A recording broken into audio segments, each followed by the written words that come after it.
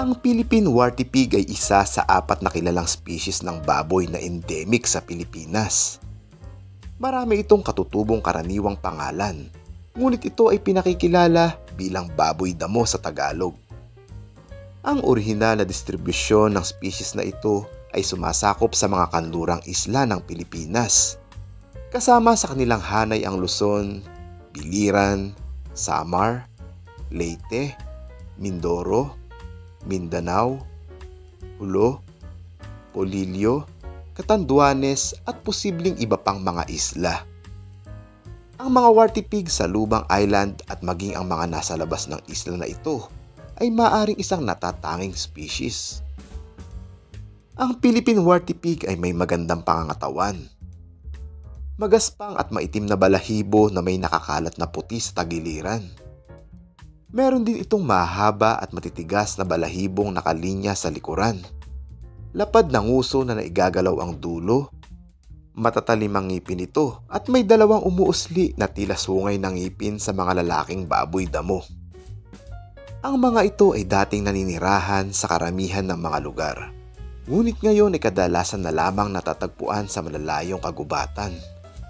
Kaunti lamang ang nalalaman tungkol sa mga gawin ng pamumuhay ng mga Philippine Warty Pig dahil sa kanilang malayong pag-iral.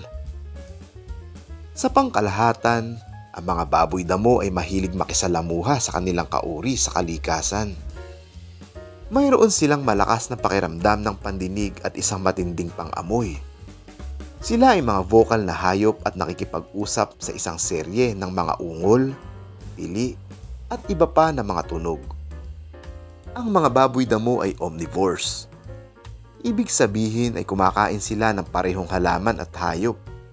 Sa wild, kumakain sila ng mga dahon, damo, ugat, prutas at bulaklak. Bilang karagdagan sa kanilang dieta, kumakain din sila ng mga insekto at iba pang hayop. Ang mga pangunahing banta sa mga Warty Pig ng Pilipinas ay ang pangangaso at pagkawala ng kanilang natural na tirahan mula sa deforestation at hindi makontrol na pagtutroso at pangangaso.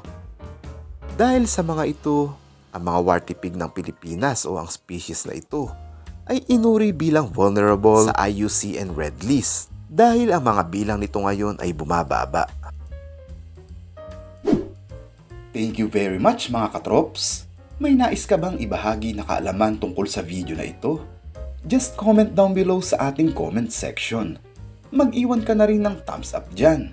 At kung bago ka pa lang sa channel na ito o kung hindi ka pa nakakapag-subscribe, i-click lang ang subscribe and bell notification para lagi kang updated sa mga susunod pa nating mga videos na i-upload. Hanggang sa muli mga katrops!